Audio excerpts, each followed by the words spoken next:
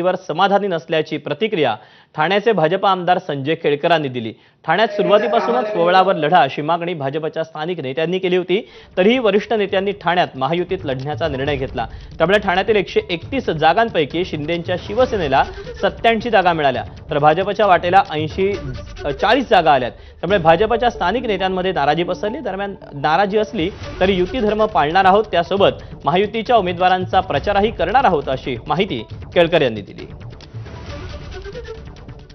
फार मोठा ड्राईव्ह आता आम्हाला घ्यायला लागणार आहे, कारण की हे खरं आहे की ही संघटना जी आहे, कार्यकर्ते जे आहेत ते चप्पा भाजपा करता 8 वर्ष काम करत होते आणि त्याच्यामुळे त्यांचा वाटणं, त्यांची भावना, भूमिका असणं स्वाभाविक आहे।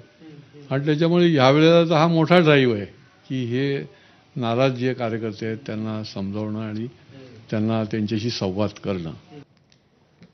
मुंबई महापालिका निवडणुकीत काँग्रेस